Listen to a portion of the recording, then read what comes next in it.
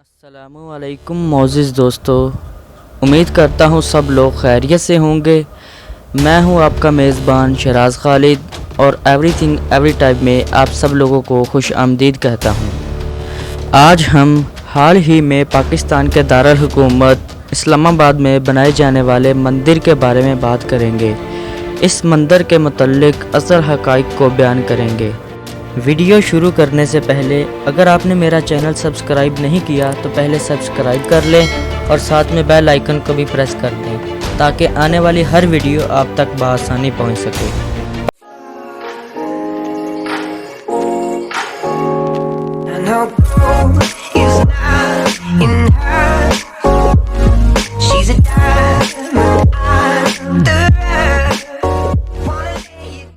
پاکستان ایک جمہوری ملک ہے جو کہ 14 اگست 1947 کو نظریے کی بنیاد پر آزاد ہوا۔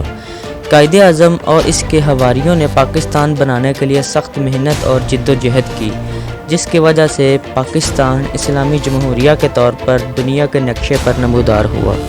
اس میں کوئی شک نہیں کہ پاکستان میں ہر کمیونٹیز کے لوگ آباد ہیں اور ہر ایک کو مکمل حقوق فراہم کرنا حکومت کی ذمہ داری ہے۔ پاکستان کے آئین میں بھی اقلیتوں کے حقوق پر تفصیل سے بات کی گئی ہے اور اس کے ساتھ ساتھ پاکستان کے بانی قائد اعظم محمد علی جناح نے بھی اقلیتوں کے حقوق کو واضح بیان کیا ہے۔ قائد اعظم نے 11 اگست 1947 کو اپنے خطبے میں اقلیتوں کے حقوق کے بارے میں بات کرتے ہوئے کہا کہ آپ آزاد ہیں اور آزاد رہیں اپنی اپنی عبادت گاہوں، مسجدوں یا مندروں میں جانے کے لیے۔ آپ کا مذہب، آپ کی قوم یا آپ کی ذات سے حکومت کو کوئی سروکار نہیں ہے۔ پاکستان ایک ڈیموکریٹک ملک ہے جہاں اقلیتوں کو ہر طرح کی آزادی حاصل ہے، خواہ وہ مذہبی ہو یا ثقافتی۔ انہیں اپنی تعلیم حاصل کرنے یا جائیدادیں خریدنے کا مکمل حق حاصل ہے۔ ویسے بھی ہر شخص، خواہ وہ کسی بھی مذہب سے تعلق رکھتا ہو، وہ چاہتا ہے اسے کوئی ایسی جگہ میسر ہو جہاں وہ پرسکون طریقے سے اپنی عبادات سر انجام دے سکے۔ اسی بنا پر پاکستان میں موجود ہندو برادری اسلام آباد میں ایک مندر بنوانا چاہتی ہے۔ پاکستان کی عدالت عظمیٰ میں کافی عرصے سے اس مندر کے حصول کے لیے درخواستیں دائر کی گئی تھی۔ بالآخر 2017 میں نون لیگ کے دور حکومت میں اس مندر کے لیے زمین الاٹ کر دی گئی، لیکن تب اخراجات نہ ہونے کی وجہ سے یہ تعمیر نہ ہو سکا، اور اب 2020 میں تحریک انصاف کی حکومت میں اس مندر کے لیے فنڈز جاری کر دیے گئے جو کہ تقریباً 10 کروڑ کے لگ بھگ ہیں، اور یہ سارا پیسہ عوام کے ٹیکسوں سے اکٹھا کیا گیا ہے۔ اور اس سے پہلے یہ بات واضح کرتا چلوں کہ جس جگہ پر یہ مندر تعمیر ہونا ہے وہاں پہلے ایک مسجد ہوا کرتی تھی جسے پہلے ہی ختم کر دیا گیا ہے۔ اور دوسری بات یہ کہ اسلام آباد ایک ایسا شہر ہے جہاں ہندوؤں کی مجموعی تعداد تقریباً چند سو کے قریب ہے، تو آخر مٹھی بھر ہندوؤں کے لیے اتنا بڑا مندر بنانے کی کیا ضرورت ہے، اور وہ بھی عوام کے پیسوں سے؟ پاکستان کی آزادی سے لے کر اب تک پاکستان میں کوئی مندر نہیں بنایا گیا، اور نہ ہی ہماری شریعت اس چیز کی گواہی دیتی ہے۔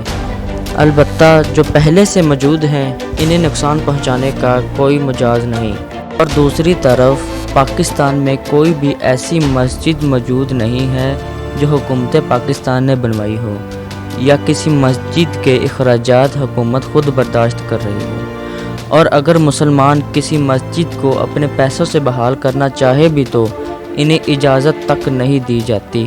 پاکستان میں تقریباً 400 سے زائد مندر موجود ہیں جنہیں وقت کے ساتھ ساتھ بحال کیا جا رہا ہے، تو ایک دم سے اتنے بڑے مندر کی ضرورت کیوں آن پڑی، اور وہ بھی ایسے شہر میں جس کا نام دین اسلام پر رکھا گیا ہے؟ جیسا کہ پچھلے دنوں پاکستان کے شہر گجرانوالہ میں ایک تاریخی مسجد کی تصویر وائرل ہوئی تو عام عوام نے اپنی مدد آپ کے تحت اسے بحال کرنے کا عندیہ ظاہر کیا، تو محکمہ آثار قدیمہ آڑے آ گیا اور جواز یہ پیش کیا کہ ادارے کے سوا اس مسجد پر کوئی خرچ نہیں کر سکتا، اور فی الحال ادارے کے پاس بجٹ نہیں ہے، اور دوسری طرف مندروں کے لیے ان کے پاس وافر مقدار میں پیسہ موجود ہے۔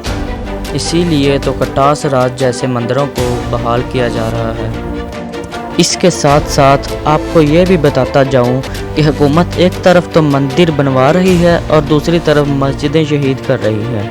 جی ہاں، حال ہی میں جس شہر میں مندر بنایا جا رہا ہے وہاں ہی دوسری طرف تجاوزات کے نام پر مسجد کو بھی شہید کر دیا گیا ہے۔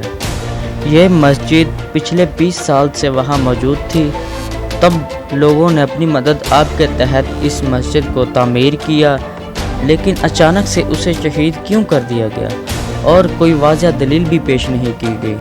ان سب کے پیچھے کیا راز پوشیدہ ہیں یہ تو صرف اللہ ہی بہتر جانتا ہے۔